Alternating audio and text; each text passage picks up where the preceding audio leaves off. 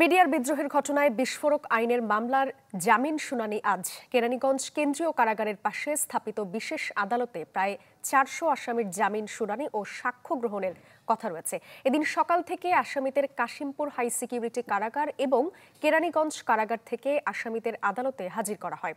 আসামি পক্ষের আইনজীবী জানান, হত্যা মামলায় সাজা ভোগ করার পরও শুধুমাত্র হয়রানি এবং আটকে রাখার উদ্দেশ্যেই বিডিআর সদস্যদের বিরুদ্ধে বিস্ফোরক মামলা দেওয়া হয়েছে। ৫ আগস্টের পর কয়েক দফা পিছিয়েছে মামলার জামিন শুনানি। রাষ্ট্রপক্ষের আইনজীবী জানান, জামিন ও সাক্ষ্য গ্রহণের সব ধরনের প্রস্তুতি নেওয়া হয়েছে।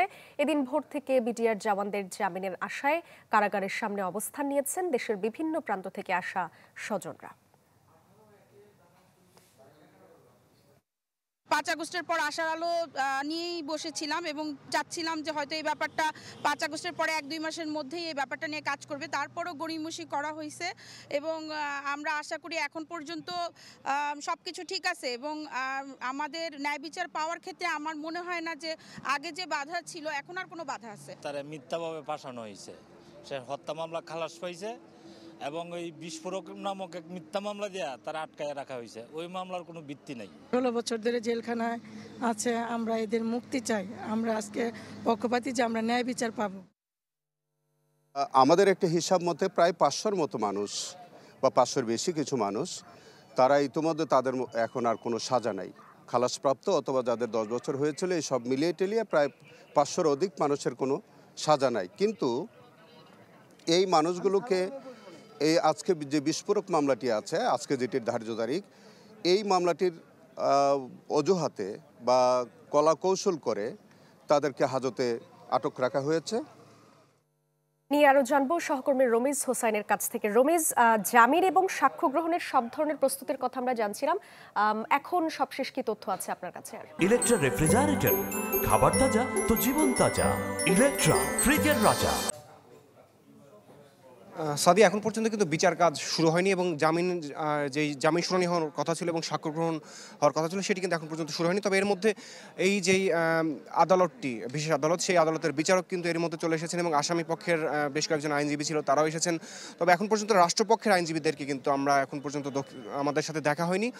যদিও ভেতরে আসলে এখন পর্যন্ত আমরা যতটুকু জানতে পেরেছি সাংবাদিকদের প্রবেশের এখন পর্যন্ত নিষেধাজ্ঞা আছে। যদিও রাষ্ট্রপক্ষের আইনজীবী আসার পরে আসলে আমরা বুঝতে পারবো যে ভেতরে যখন জামিন শুনানি অনুষ্ঠিত হবে তখন আসলে সে ভেতরে সাংবাদিক প্রবেশ করতে পারবে কিনা। তবে এই জামিন শুনানি ঘিরে আসলে যে সমস্ত আসামিরা, তাদের স্বজনেরা এখন পর্যন্ত এই কেন্দ্রীয় যে কারাগারটি তার বাইরে মূল ফটকটি সেখানে অপেক্ষা করছেন। তারা কিন্তু আশাবাদী, কারণ ৫ আগস্টের পরে বেশ কয়েকটি শুনানি অনুষ্ঠিত হয়েছে এবং বেশ কিছু শুনানি অনুষ্ঠিত হওয়ার কথা ছিল, কিন্তু সেই শুনানিগুলো অনুষ্ঠিত হয়নি, বারবারই কিন্তু পিছিয়েছে সেই জামিন শুনানিগুলো। যার কারণে গতবার কিন্তু বেশ কিছুদিন আগে আলিয়া মাদ্রাসা যেই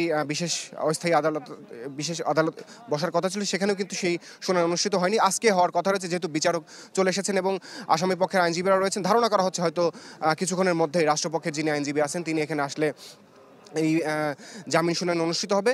আর রাষ্ট্রপক্ষের থেকে যেহেতু এখান পর্যন্ত আসেনি এবং আসামি পক্ষের আইনজীবী তিনি আসলে বলছিলেন যে হত্যা মামলাতে সাজা হওয়ার পরেও শুধুমাত্র বিস্ফোরক দ্রব্য নিয়ন্ত্রণ আইনে যে মামলা, সেই মামলায় তাদের যে আসামিরা তাদেরকে কিন্তু কারাগারে দীর্ঘদিন ধরে আটকে রাখা হয়েছে।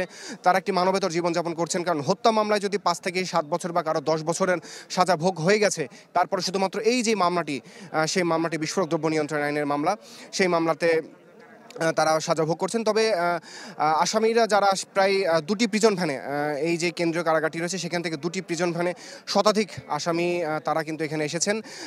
তারা কিন্তু অপেক্ষা করছেন আসলে কখন বিচার কাজ অনুষ্ঠিত হবে এবং যে জামিন শুনানি অনুষ্ঠিত হওয়ার কথা ছিল সেটি অনুষ্ঠিত হবে এবং আমরাও আসলে অপেক্ষা করছি। সেই সাথে যারা স্বজনেরা রয়েছেন, এই বিডিআর বিদ্রোহের যেই আসামি তাদের স্বজনেরা, তারা অপেক্ষা করছেন, সবাই আসলে তাকিয়ে রয়েছেন যে কখন এই জামিন শুনানি অনুষ্ঠিত হবে।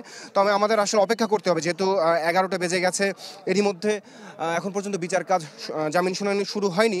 তো আমাদের আসলে অপেক্ষা করতে হবে সাদিয়া, আসলে জামিন শুনানি অনুষ্ঠিত হওয়ার পরে আসলে তখন বোঝা যাবে যে আসামিদের ভাগ্যে আসলে কি তারা কি জামিন পাচ্ছে নাকি আবার পরবর্তীতে নতুন কোনো দিন নির্ধারণ করা হয়েছে।